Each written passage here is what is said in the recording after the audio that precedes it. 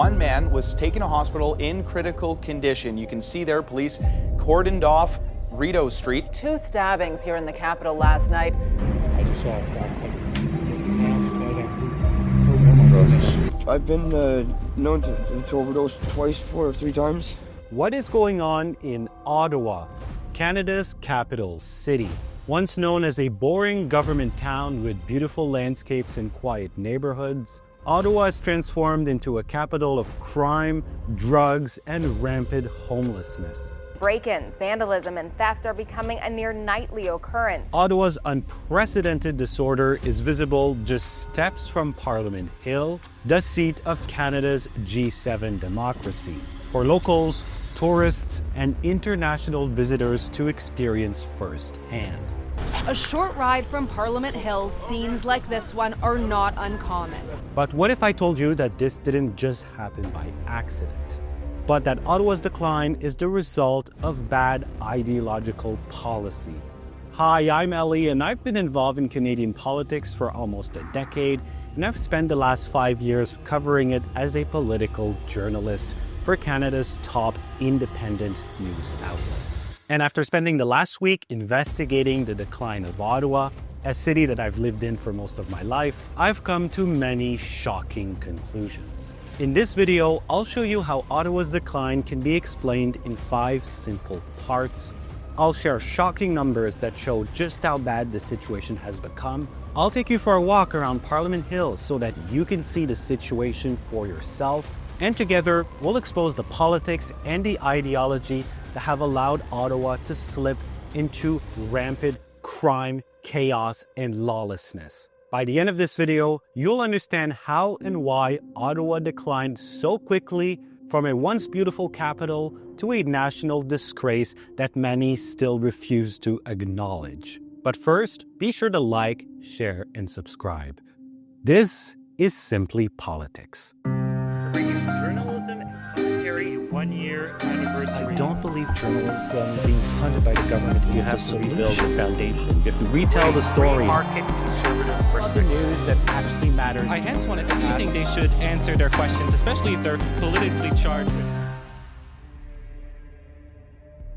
Part 1, the surge in crime. Ottawa has seen an unprecedented crime surge in the last decade, and the numbers are shocking.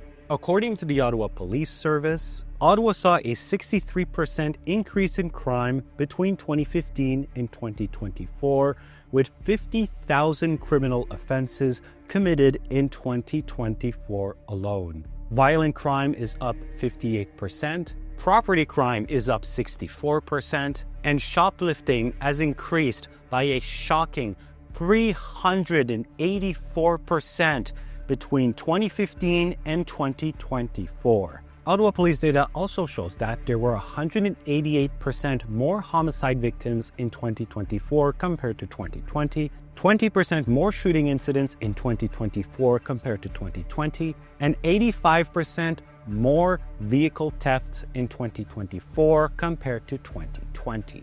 Police have also issued warnings to residents about a rise in break and enter, and Ottawa is dealing with a considerable knife problem. But as we're about to see, crime is not the only thing that has surged in Ottawa in the last few years. Part 2, the surge in drugs and homelessness. In addition to being nicknamed the crime capital, Ottawa has also been nicknamed the drug capital. In 2024, Ottawa had 175% more overdose calls compared to 2020 and 90% more drug overdose deaths compared to 2018. Now, according to CBC, overdose deaths have declined this year, but even they admit that no one really knows why. But what we do know is that the drug crisis could actually be about to get a lot worse. That's because there are now reports of xylazine, also known as tranq, which is a flesh-rotting zombie drug, showing up in Ottawa's drug supply.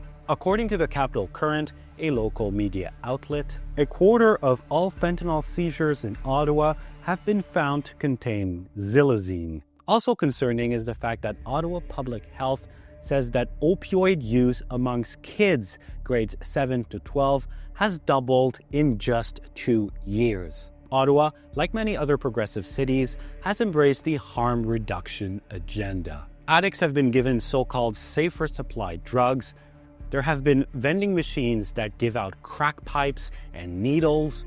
And there are drug consumption sites where addicts can go and consume dangerous drugs. Although some of these sites have recently closed. I should note that some of the people running these so-called harm reduction sites are making millions of dollars. Ottawa's homeless population has also hit a record high. There has never been more homeless people in Ottawa than there are today. There are 78.5% more homeless people in Ottawa today compared to 2018, and the total number of homeless people is expected to increase by a further 58% by 2035 if interventions are not made. Across Ottawa, homeless encampments have appeared, many of them near Parliament Hill. But police have dismantled some of these encampments. Now, activists and the legacy media will say that the cause of the homelessness crisis is housing affordability, and they will blame landlords and developers. However, the reality is far more complicated. Yes, housing costs in Ottawa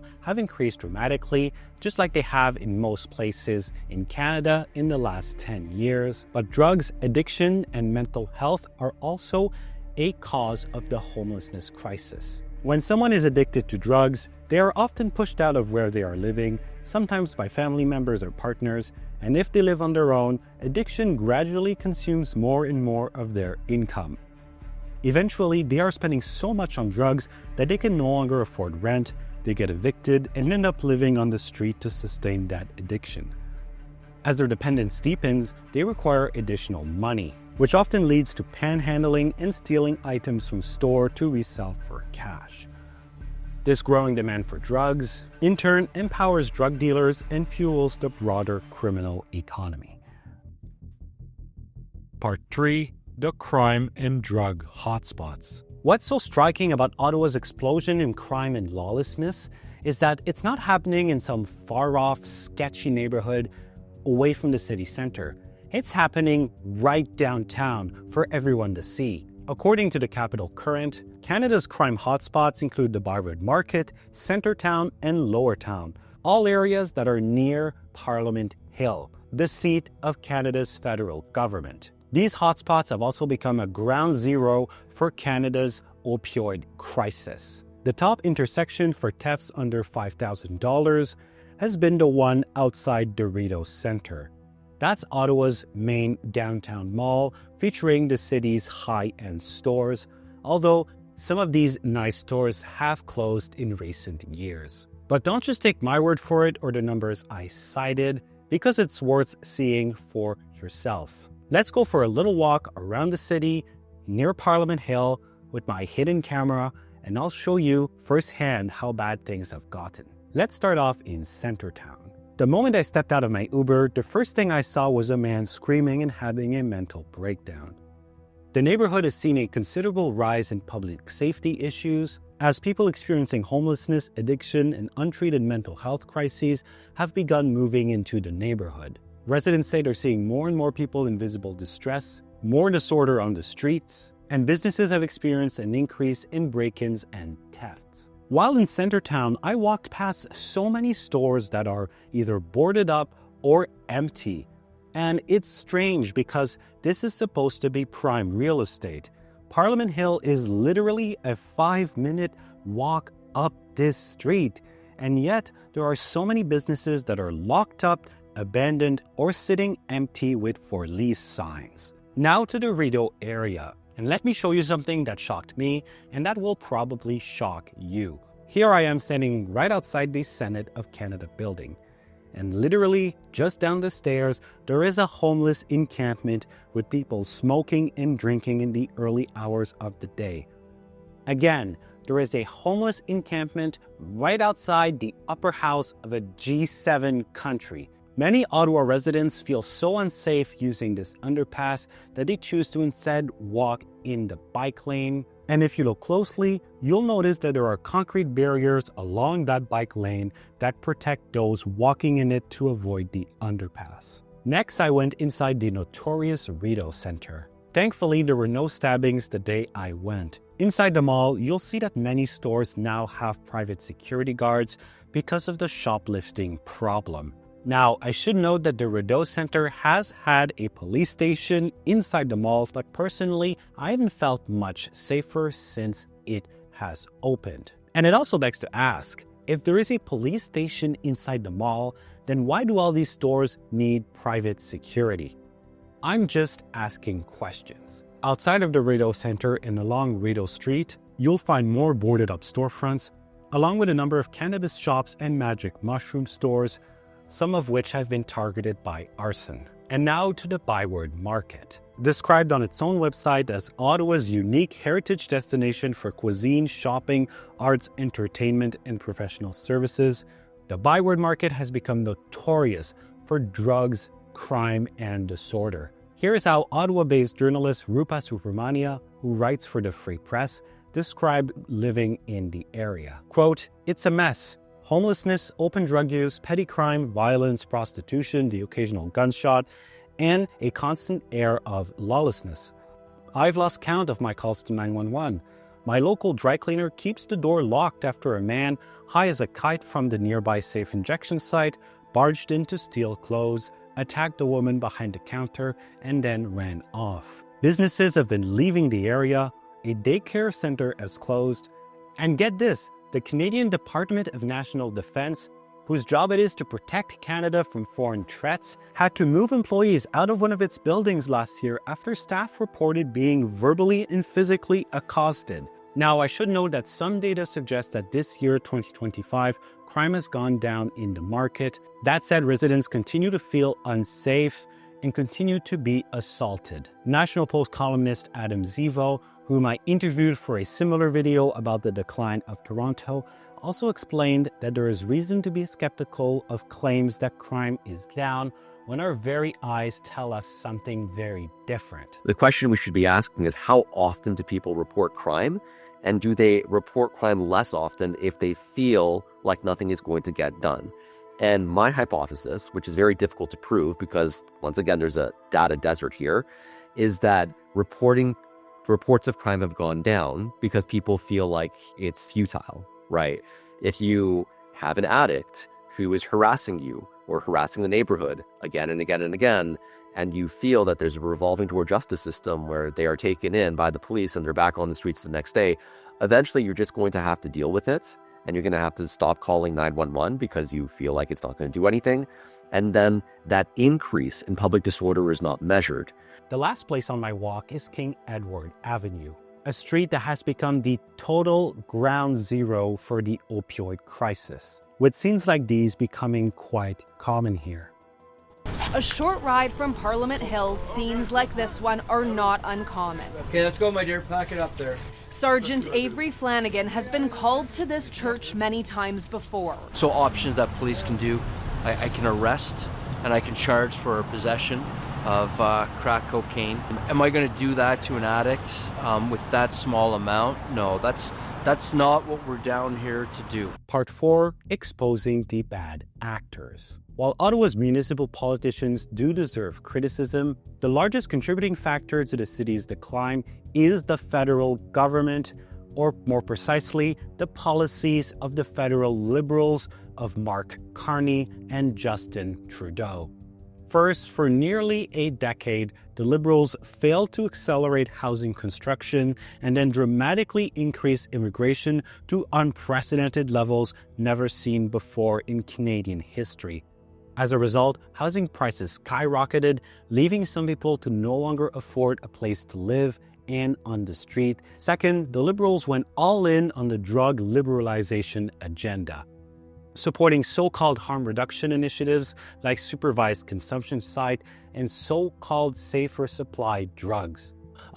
Safe consumption sites. There was one when we came into office in 2015. Now there are dozens and dozens and dozens. Safe consumption as well, making sure there's a safer supply. And critics argue that these policies have had a negative impact on the drug crisis. And I would add that they've also contributed to the homelessness crisis. Third, the Liberals' Bill C-5 and Bill C-75 have resulted in the release of repeat violent offenders and have taken away mandatory jail time for certain violent crimes, creating a revolving door justice system and unleashing a crime wave. This disastrous combination has led to the destruction of Ottawa and many other Canadian cities.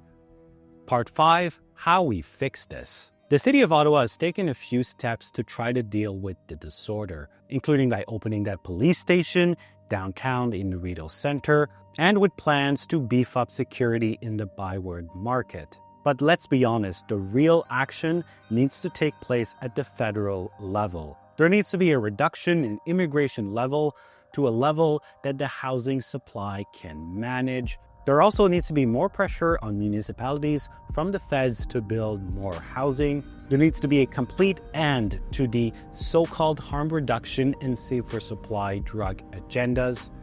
There needs to be mandatory treatment for those dealing with a drug addiction.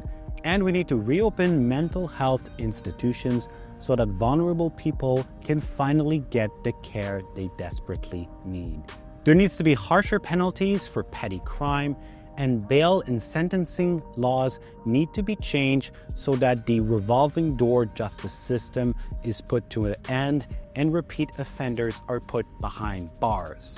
My friends, Ottawa's decline is not just shocking, it is a national disgrace. When visitors and foreign dignitaries come to Canada's capital, they are met with scenes of absolute worst-case scenario crime, chaos, drugs, and disorder. This should not be the image of a G7 nation.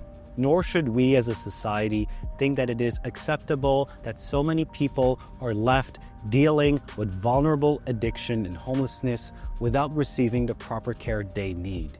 It is time for bold change. It is time to make our capital beautiful again, to make it something that Canadians are proud of and not ashamed of. If you agree that it's time to restore law and order in Ottawa and across Canada, then sign the petition below. And consider supporting my media venture, EMCN Media, by getting a YouTube membership or Patreon membership or Substack membership, or making a one-time contribution, because unlike the legacy media, I refuse to take government money. Until next time, God bless.